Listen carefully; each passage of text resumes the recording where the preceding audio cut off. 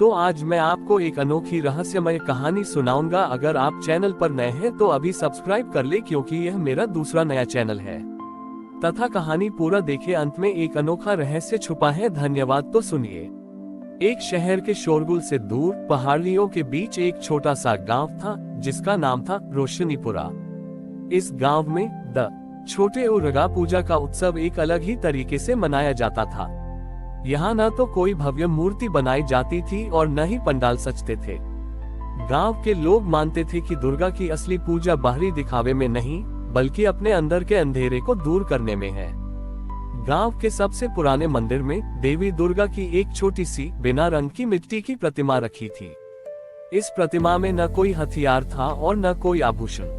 गांव के लोग हर साल 9 दिनों तक एक एक करके इस प्रतिमा के सामने अपनी सबसे बड़ी बुराई या डर को स्वीकार करते थे और उसे दूर करने का संकल्प लेते थे। इस साल गांव में एक नया परिवार आकर बसा था, जिसका मुखिया आनंद था। आनंद बहुत ही सफल व्यापारी था, लेकिन वह हमेशा अपनी सफलता का दिखावा करता और दूसरों को छोटा दिखाता था। उसके अंदर अहंकार और लालच का वास था। दुर्गा पूजा का समय आया तो आनंद ने गांव वालों का मजाक उड़ाया। ये कैसी पूजा है, न कोई मूर्ति न कोई रोशनी, ये तो मूर्खता है। गांव के मुखिया सुंदरलाल ने आनंद को समझाया, हम बाहरी रोशनी से ज्यादा अपने अंदर की रोशनी को जगाने में विश्वास रखते हैं। माँ दुर्गा सिर्फ बुराई का संहार नहीं करती, बल्कि वे हमें अपने अंदर की बुराई को पहचानने की शक्ति भी देती हैं। आनंद ने उनकी बात पर ध्यान नहीं दिया और अपनी कोठी को रंग बिरंगी लाइटों और सजावट से भर दिया, ताकि गांव के लोग उसकी अमीरी देख सकें। 9 दिनों की पूजा शुरू हुई। पहले दिन एक किसान ने अपनी आलस की आदत को त्यागने का संकल्प लिया। दूसरे दिन एक औरत ने अपनी ईर्ष्या को स्वीकार किया और तीसरे दिन एक बच्चे ने अपने झूठ बोलने की आदत को दूर करने का प्रण लिया। हर संकल्प के साथ मिट्टी की प्रतिमा पर एक नया रंग चढ़ाया जाता था। अष्टमी के दिन जब मूर्ति लगभग पूरी हो चुकी थी तो गांव में अचानक भयंकर बारिश और तूफान आया। आनंद की कोठी की सारी लाइटें बुझ गईं और सारी सजावट हवा में उड़ गई। वह अकेले अंधेरे में डर गया। वह भागकर मंदिर पहुंचा। वहां उसने देखा कि गांव के लोग शांत मन से अपनी पूजा कर रहे थे। मिट्टी की प्रतिमा पर केवल एक ही स्थान पर रंग बाकी था, देवी की आंखें। सुंदरलाल ने आनंद से कहा, तुम्हारे अंदर भी एक डर है आनंद। तुम्हारे पास सब कुछ है, लेकिन तुम अकेले हो। तुम्हारे अहंकार ने तुम्हें अकेला कर दिया है। आज तुम्हारा दिन है, तुम अपनी बुराई को स्वीकार करो। आनंद ने पहली बार अपनी गलतियों को पहचाना। वह मूर्ति के सामने घुटनों के बल बैठ गया और बोला, माँ, मैं अपनी लालच और अहंकार को त्यागता हूँ, मुझे माफ कर दो। जैसे ही आनंद ने ये कहा, मंदिर में एक अद्भुत प्रकाश फैल गया।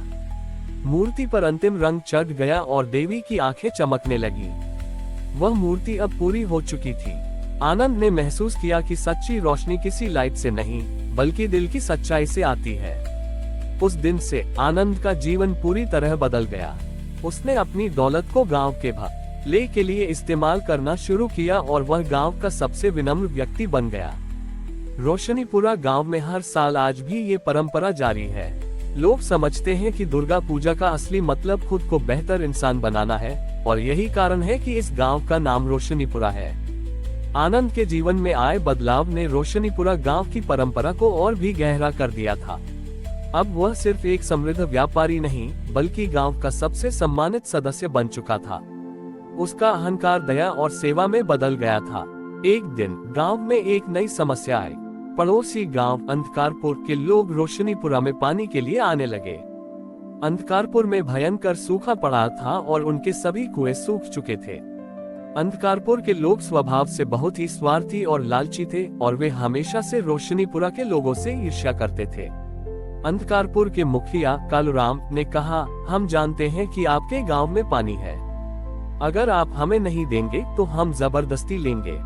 गांव के कुछ युवा डर गए और उन्होंने कहा, हमें उनसे बात नहीं करनी चाहिए, वे हमेशा हमारे दुश्मन रहे हैं। आनंद ने आगे आकर कहा, माँ दुर्गा ने हमें सिखाया है कि असली शक्ति क्षमा और दया में है। अगर हम उन्हें माफ नहीं करेंगे तो हमारी पूजा अधूरी रहेगी। सुंदरलाल ने भी आनंद का समर्थन किया। उन्होंने अंधकारपुर के मुखिया कालूराम से कहा, हम पानी बांटने के लिए तैयार हैं, लेकिन एक शर्त पर। कालूराम ने पूछा, क्या शर्त? सुंदरलाल ने कहा, इस दुर्गा पूजा में आप हमारे साथ मिलकर अपनी सबसे बड़ी बुराई को त्यागने का संकल्प लेंगे। कालूराम और उसके गांव के लोग हैरान थे। उन्हें लगा कि यह सब मूर्खता है, लेकिन उनके पास कोई और विकल्प नहीं था। वे सहमत हो गए। दुर्गा पूजा के 9 दिन शुरू हुए। अंधकारपुर के लोग, जो अपनी ईर्ष्या और लालच के लिए जाने जाते थे, एक एक करके अपनी बुराई को स्वीकार करने लगे। एक ने चोरी की आदत को स्वीकार किया, दूसरे ने झूठ बोलने की आदत को, और कालूराम ने खुद अपने घमंड को त्यागा। हर संकल्प के साथ दोनों गांवों के लोगों ने मिलकर मिट्टी की प्रतिमा पर एक नया रंग चढ़ाया। नवमी के दिन जब प्रतिमा पूरी हो चुकी थी तो कालूराम और आनंद एक दूसरे के गले मिले। उस पल दोनों गांवों के बीच की दुश्मनी खत्म हो गई। जब दोनों गांवों के लोग वापस लौटे तो उन्होंने देखा कि अंधकारपुर के सभी कुएं फिर से पानी से भर चुके थे।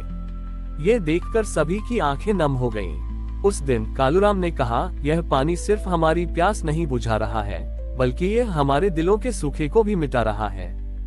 दोनों गांवों ने एक साथ मिलकर दुर्गा पूजा मनाई। रोशनीपुरा के लोगों ने अंधकारपुर के लोगों को अपने घरों में बुलाया और उनके साथ भोजन किया। उस साल की दुर्गा पूजा ने लोगों को सिखाया कि सच्ची जीत हथियारों से नहीं, बल्कि क्षमा और प्रेम से मिलती है। और उस दिन से रोशनीपुरा और अंधकारपुर 2 अलग अलग गांव नहीं रहे, बल्कि एक ही परिवार बन गए। अंधकारपुर और रोशनीपुरा के बीच की दूरियां अब मिट चुकी थीं। दोनों गांव अब एक परिवार की तरह रहते थे और हर साल दुर्गा पूजा का पर्व मिलकर मनाते थे। उनकी यह एकता और सद्भाव पूरे इलाके में मशहूर हो गई थी। लेकिन इस बार दुर्गा पूजा से ठीक पहले एक नई समस्या सामने आई। गांव में एक रहस्यमयी बीमारी फैल गई, जिससे लोग धीरे धीरे अपनी आवाज खोने लगे। ये बीमारी केवल बुजुर्गों और बच्चों को प्रभावित कर रही थी। डॉक्टरों ने बहुत कोशिश की, लेकिन वे इस बीमारी का कारण नहीं ढूंढ पाए। दोनों गांवों में डर का माहौल छा गया। कुछ लोग कहने लगे कि यह उनके पिछले पापों का दंड है। इस मुश्किल समय में सुंदरलाल और कालूराम ने मिलकर गांव के सबसे समझदार और बुजुर्गों की एक सभा बुलाई। उन्होंने कहा, हमने अपनी बुराइयों को तो त्याग दिया, लेकिन शायद हम एक और बड़ी बुराई को नहीं पहचान पाए। वो है दूसरों की निंदा करना। उन्होंने समझाया कि गांव के कुछ लोग अक्सर पीठ पीछे एक दूसरे की बुराई करते थे, जिससे उनके रिश्तों में कड़वाहट आ गई थी। ये बीमारी उसी का प्रतीक थी। जब तक वे अपनी जुबान को स्वच्छ नहीं करेंगे, तब तक वे ठीक नहीं हो पाएंगे। दुर्गा पूजा के 9 दिन शुरू हुए। इस साल दोनों गांवों के लोगों ने एक अनूठा व्रत लिया। उन्होंने 9 दिनों तक पूरी तरह से मौन रहने का फैसला किया। किसी ने एक शब्द भी नहीं बोला। वे केवल इशारों से या लिखकर अपनी बात समझाते थे। यह व्रत बहुत मुश्किल था। शुरुआत में लोगों को बहुत परेशानी हुई, लेकिन धीरे धीरे उन्हें इसका महत्व समझ आने लगा। उन्होंने महसूस किया कि जब वे चुप रहते हैं तो वे एक दूसरे की भावनाओं को बेहतर ढंग से समझ पाते हैं। उन्होंने एक दूसरे की आंखों में छिपे दर्द, खुशी और प्यार को महसूस किया। नवमी के दिन जब मौन व्रत खत्म हुआ तो गांव के सभी लोग मंदिर में इकट्ठा हुए। किसी ने भी अपनी आवाज नहीं खोई थी, बल्कि जो लोग बीमार थे उनकी आवाज भी पहले से ज्यादा साफ हो चुकी थी। सबसे पहले सुंदरलाल ने बोलना शुरू किया।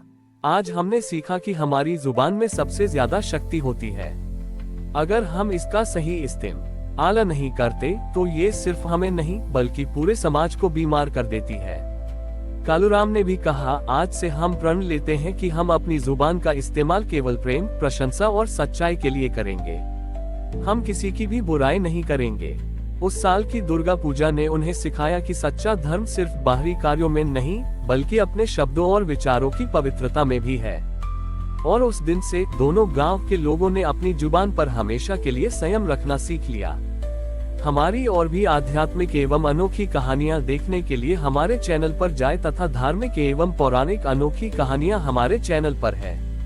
कृपया जाके देखें तथा हमारे चैनल को सब्सक्राइब करके रखें और वीडियो लाइक जरूर करें। धन्यवाद।